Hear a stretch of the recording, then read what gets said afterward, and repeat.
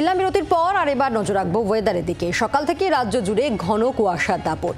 বিহার, ঝাড়খণ্ড লাগোয়া জেলাগুলিতে অতি ঘন কুয়াশার সতর্কতা। দক্ষিণবঙ্গে পারদ ওঠানামা অব্যাহত রয়েছে। আপাতত তাপমাত্রা বাড়লেও শুক্র থেকে পারদ পতনের আভাস। হাওয়া অফিস বলছে এই মরশুমে শেষবারের মতো ফিরবে শীতের আমেজ। সকাল থেকে রাজ্য জুড়ে ঘন কুয়াশার দাপট লক্ষ্য করা যাচ্ছে। অয়ন ঘোষাল রয়েছেন সরাসরি আমাদের প্রতিনিধি। অয়ন, তাহলে কি একেবারে শীত বিদায়ের আগে আবারও একবার শীতের কামড় উপভোগ করতে চলেছেন রাজ্যবাসী?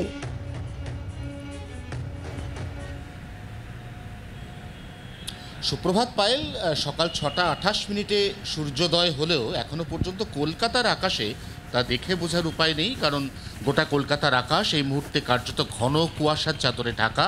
ফাঁকা জায়গায় কুয়াশার দাপট বা প্রকোপ অনেকটাই বেশি। অপেক্ষাকৃত ঘিঞ্জি বা ঘন বসতিপূর্ণ জায়গাতেও হালকা থেকে মাঝারি কুয়াশা গোটা কলকাতা শহরে। একই সঙ্গে দক্ষিণবঙ্গের প্রায় সমস্ত জেলা এবং প্রায় গোটা উত্তরবঙ্গে ঘন কুয়াশার চাদর। এবং এই কুয়াশার কারণ আবারও সেই পশ্চিমী ঝঞ্ঝা। তার জেরে বাতাসে হঠাৎ করে আবারও বেড়েছে জলীয় বাষ্পের পরিমাণ। গতকাল সকালে কুয়াশার দাপট অনেকটাই কম ছিল, পরশুদিন রাতের তাপমাত্রা অনেকটাই নেমেছিল, আবারও কিন্তু গতকাল রাতের তাপমাত্রা অনেকটা বেড়েছে। এই বাড়া কমার মধ্যেই খুব সম্ভবত আগামী সোম, মঙ্গল এবং বুধ শেষবারের মতো শীতের হালকা পরশ পেতে চলেছে গোটা রাজ্য। এবং তারপরে আনুষ্ঠানিকভাবে এই মরশুমের মতো শীতকে বিদায় জানানোর পালা।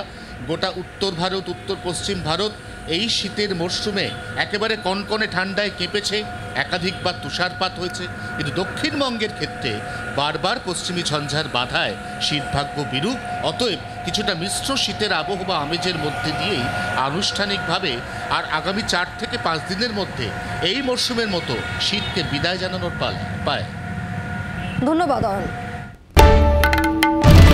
বাংলার আওয়াজ, বাঙালির আবেগ, জি 24 ঘন্টা।